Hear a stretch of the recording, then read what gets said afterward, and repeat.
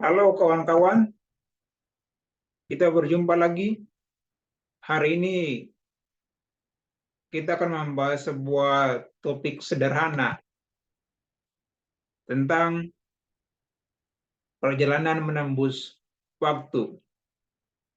Apakah melalui black hole, lubang hitam, ataukah melalui wormhole, lubang cacing? Nah, tentu pada film-film dan novel-novel fiksi ilmiah yang mengangkat tema tentang perjalanan menembus waktu menggunakan berbagai bentuk mesin waktu semakin menjamur seiring dengan pesatnya perkembangan ilmu fisika. Tentu kawan-kawan yang pernah menonton film Doraemon itu melihat bagaimana dia punya pintu ajaib bisa berjalan ke tempat lain, menembus ruang dan waktu, atau kantong ajaibnya itu. Nah, apakah itu bisa nyata juga dalam dunia teknologi dan bagaimana kemajuannya? Apakah film-film semacam Star Trek, Time Machine, Back to the Future, dan Timeline hanya melambangkan hebatnya imajinasi dari para pembuat film, atau sebenarnya dia merupakan cerita novel dan film-film semacam ini sudah mulai beranjak dari kategori fiksi ilmiah menjadi suatu terobosan teknologi modern yang benar-benar ada di kehidupan nyata? Tentu kita semua bertanya-tanya. Tetapi para fisikawan tentu tidak mau ketinggalan untuk menganalisa aspek ilmiah dari teknologi-teknologi yang ditampilkan dalam film-film yang berhasil mengeruk keuntungan besar itu. Dulu para fisikawan yang berani mengangkat tema tentang time travel dianggap sebagai orang-orang gila karena terlalu asik berhayal. Tetapi sekarang justru para fisikawan kebingungan mencari bukti-bukti yang bisa menunjukkan secara pasti bahwa perjalanan menembus waktu ini tidak mungkin bisa dilakukan. Sehingga konsep-konsep fisika yang ada justru mendorong teori time traveling ini. Siapa sangka bahwa sebenarnya kita juga sudah sering melakukan perjalanan menembus waktu dalam kehidupan sehari-hari dan tanpa menggunakan mesin waktu. Jalan menuju fenomena fantastis ini bukan oleh fisikawan ternama Albert Einstein dengan teori relativitasnya. Untuk bisa memahami konsep perjalanan menembus waktu, kita harus memahami dulu yang dimaksud dengan time atau waktu itu. Dalam fisika, waktu merupakan salah satu besaran pokok yang melambangkan periode atau interval yang bisa diukur secara alami atau diukur secara pasti. Dan satuan internasionalnya adalah detik. Kita tahu bahwa satu hari itu dia terdiri dari 24 jam. Satu jam terdiri dari 60 menit. Dan satu menit terdiri dari 60 detik. Lalu satu detik didefinisikan sebagai jumlah osilasi atom cesium min 133, yaitu 9.192.631.770 osilasi pada jam atom. Dengan konstanta-konstanta yang terlibat ini, kita tentunya langsung menyimpulkan bahwa waktu memiliki nilai absolut atau nilai eksak dan bukan merupakan besaran yang nilainya relatif terhadap suatu acuan tertentu. Tetapi Einstein mengubah pandangan ini saat mengembangkan teori relativitasnya, di mana menurut Einstein bahwa semakin besar kecepatan gerak suatu benda atau partikel, maka waktu akan berjalan semakin lambat bagi benda atau partikel tersebut. Misalkan saat kecepatannya mendekati kecepatan cahaya, waktu berjalan sangat lambat. Bagaimana kalau ada benda atau partikel yang bisa bergerak dengan kecepatan melebihi kecepatan cahaya? Waktu akan berjalan begitu lambat, sehingga benda yang bergerak dengan kecepatan setinggi itu bisa kembali ke posisi awal dengan sangat cepat. Saking cepatnya, benda itu sudah kembali berada pada posisi awalnya sebelum benda itu mulai bergerak. Ini berarti benda itu sudah melakukan perjalanan menembus waktu ke masa lalunya sendiri. Sehingga teori relativitas Einstein ini dapat dibuktikan dengan perjalanan ke ruang angkasa. Para astronot meninggalkan bumi menggunakan pesawat ulang-alik yang meluncur dengan kecepatan sangat tinggi. Jika mereka melakukan perjalanan selama 1 tahun di ruang angkasa dan kemudian kembali ke bumi, mereka bisa menemukan bahwa bumi ternyata mencatat waktu perjalanan mereka mencapai 10 tahun. Ini berarti dua orang atau benda yang bergerak dengan kecepatan berbeda akan mengalami durasi waktu yang berbeda pula. Ini juga berarti bahwa para astronot sudah berada di masa depan, karena orang-orang yang ditinggalkannya kini menjadi 10 tahun lebih tua dari saat mereka pergi meninggalkan bumi. Padahal mereka hanya pergi selama 1 tahun. Dalam kehidupan sehari-hari kita juga sering mengalami hal ini. Kita pergi menggunakan pesawat terbang misalnya.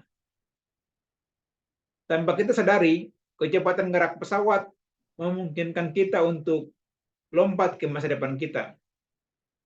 Walaupun lompatannya tidak jauh, hanya beberapa nanodetik. Sehingga kita biasanya tidak menyadari. Jam atom yang sangat akurat dapat membuktikan bahwa kita sudah melompat beberapa nanodetik.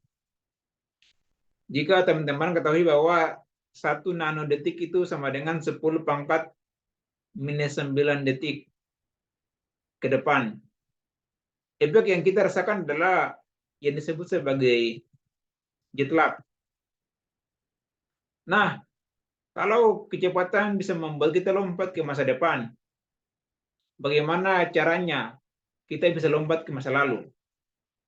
Bukankah dibutuhkan kecepatan yang melebihi kecepatan cahaya supaya kita bisa kembali ke masa lalu? Padahal kita tahu bahwa satu benda atau partikel yang bisa bergerak meliputi atau melebihi kecepatan cahaya itu tidak ada.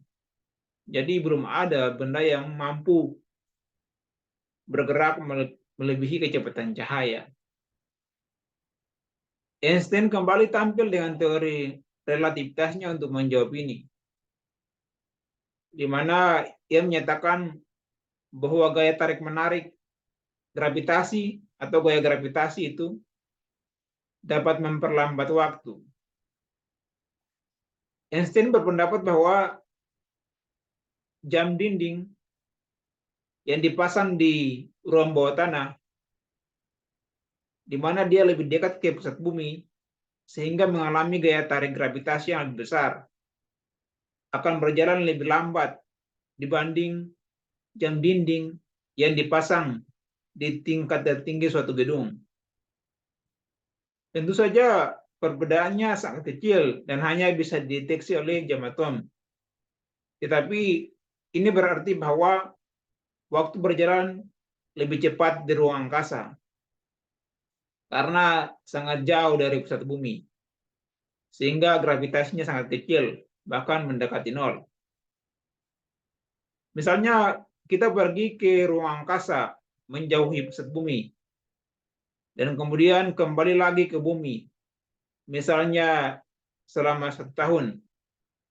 Jika kita punya saudara kembar yang menunggu kita di bumi, kita bisa melihat sendiri bahwa saat kita mendarat, maka kembaran kita yang lahirnya bersamaan dengan kita sudah 9 tahun lebih tua dari kita. Inilah yang dikenal sebagai the twin paradox.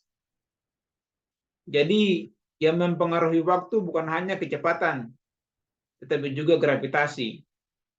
Ini berarti kita bisa kembali ke masa lalu dengan memanfaatkan medan gravitasi yang sangat kuat. Black hole atau lubang hitam merupakan medan yang memiliki gravitasi paling kuat. Saking kuatnya, lubang hitam ini bisa menyedot apa saja ke dalamnya.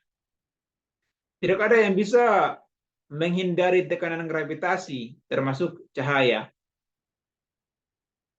Cahaya atau partikel lain yang tersedot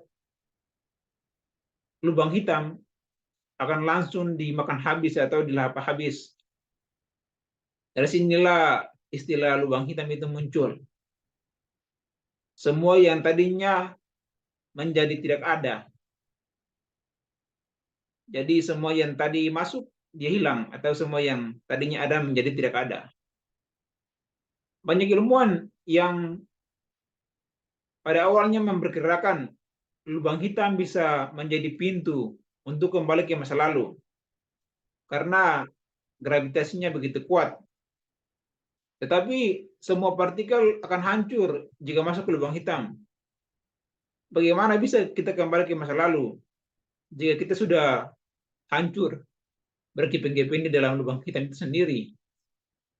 Sehingga para fisikawan akhirnya mencari cara lain dan mereka melirik adik dari lubang hitam yang kita kenal sebagai lubang cacing atau wormhole. Black hole atau lubang hitam juga kerap kali disamakan dengan wormhole atau lubang cacing. Padahal sebenarnya black hole dan wormhole merupakan dua hal yang berbeda. Dalam ilmu fisika, pertama kali lubang cacing atau wormhole ini dia diusulkan oleh fisikawan asal Jerman yang bernama Hermann Weyl pada tahun 1921. Kemudian pada 1935, Albert Einstein dan Nathan Rosen menggunakan teori relativitas untuk mencoba menguraikan gagasan tersebut. Mereka mengusulkan keberadaan jembatan melalui ruang dan waktu, di mana menurut mereka jembatan itu berfungsi sebagai penghubung antara dua titik yang berbeda dalam ruang waktu. Secara teoritis, dua fisikawan ini mengusulkan pandangan jalan pintas yang mengurangi waktu dan jarak tempuh untuk melintasi alam semesta. Jalan pintas itu kemudian populer dengan sebutan lubang cacing atau wormhole. Kembali lagi membahas black hole. Ada beberapa ilmuwan yang mengusulkan teorinya.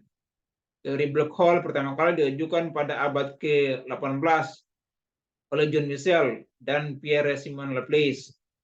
Kemudian dikembangkan oleh astronom asal Jerman yang bernama Carl Schwarzschild pada 1916 yang menggunakan teori relativitas umum dari Albert Einstein.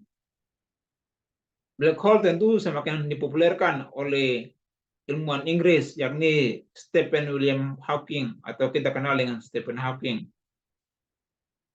Wormhole juga merupakan medan yang memiliki gravitasi yang sangat kuat. tetapi tidak seperti kakaknya black hole. Jika suatu benda atau partikel masuk ke salah satu ujung lubang cacing atau wormhole, partikel itu masih bisa keluar di ujung lainnya. Ada pintu masuk dan ada pintu keluarnya. Seperti pada gambar-gambar saya di atas ini. Ini contoh lubang cacing atau wormhole, di mana ada lubang masuk dan ada lubang keluarnya. Nah, sedangkan kalau pada black hole itu tidak ada lubang keluarnya, hanya ada lubang masuknya saja. Sehingga jalur yang harus ditempuh dalam wormhole ini jauh lebih pendek dibandingkan jalur konvensional yang merupakan jalan pintas. Ini merupakan analogi dengan terowongan di bawah bukit, di mana kalau kita melintasi bukit tentu memakan waktu yang lebih lama dan menguras energi. Tapi kalau kita melewati terowongan di bawah bukit akan lebih cepat. Perjalanan melalui bukit tentunya lebih jauh dibanding jarak yang harus ditempuh jika kita melewati terowongan yang terletak di bawahnya. Begitulah pembentukan wormhole atau lubang cacing didukung oleh teori relativitas Einstein. Menurut Einstein, massa dapat menyebabkan waktu, ruang, atau ruang waktu, space time itu menjadi melengkung atau curved. Bagaimana caranya ruang waktu itu dia bisa melengkung? Dan bagaimana modelnya? Tentu kita bertanya-tanya. Misalkan ada dua orang yang saling berhadapan dan memegang sehelai kain yang dibentangkan kuat-kuat. Jadi ia dipegang di ujung-ujung lalu benang itu dibentangkan. Atau kain itu dibentangkan. Lalu di atas kain tersebut kita letakkan sebuah semangka yang berat. Pasti semangka itu akan berguling ke tengah-tengah. Yang ujungnya dipegang kuat-kuat itu sehingga kain akan melengkung karena beban yang ada dan membuat yang namanya cekungan. Akibat adanya berat atau massa buah semangka. Jika kita meletakkan suatu buah anggur juga di pinggir kain, pasti buah anggur itu juga akan langsung tersedot oleh cekungan tadi. Cekungan ini dapat dianggap sebagai pintu masuk lubang cacing atau wormhole. Tetapi ini baru merupakan bidang dua dimensi. Ruang waktu atau space time ada dalam 4 dimensi. 3 dimensi ruang, atas bawah, kanan kiri, dan depan belakang. Dan 1 dimensi waktu. Supaya menjadi 4 dimensi, kain tadi kita lipat sehingga ada 2 permukaan yang dipisahkan jarak tertentu yang disebut sebagai hyperspace. Kita letakkan lagi buah semangka di atas permukaan kain teratas sehingga membentuk cekungan seperti tadi. Permukaan yang kedua tepat di tengahnya, misalkan kita beri massa yang besarnya sama dari arah berlawanan sehingga membentuk cekungan yang kedua. Misalkan kita anggap sebagai pintu keluar dari wormhole atau lubang cacing. Sehingga seluruh permukaan kain melambangkan space time yang merupakan ruang atau jarak konvensional.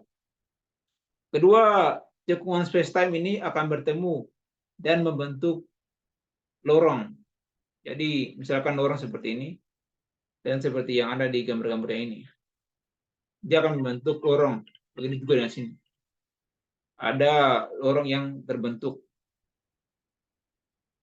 Nah, misalnya bumi terletak di pintu masuk wormhole seperti gambar ini. Misalkan kita anggap bumi ada di sini.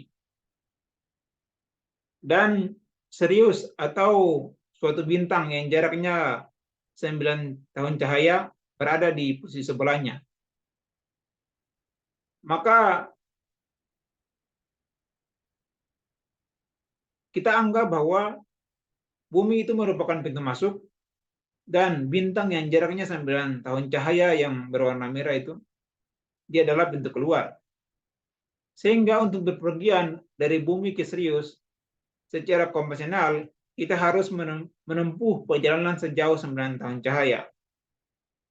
1 tahun cahaya merupakan jarak yang ditempuh cahaya selama 1 tahun. Kita tahu bahwa kecepatan cahaya adalah 300.000 km per detik. Ini berarti 9 tahun cahaya itu sama dengan 300.000 km per detik dikali dengan 60 detik per menit, dikali dengan 60 menit per jam, dikali dengan 24 jam per hari, dikali dengan 365 hari per tahun, dikali dengan 9 tahun. Maka hasilnya sama dengan 8,51472 kali 10 pangkat 13 km. Padahal perjalanan terjauh yang pernah ditempuh manusia adalah 400.000 km, yaitu perjalanan ke bulan. Wormhole memungkinkan kita untuk memotong jalan sehingga bisa sampai di Sirius hanya dalam waktu beberapa saat saja.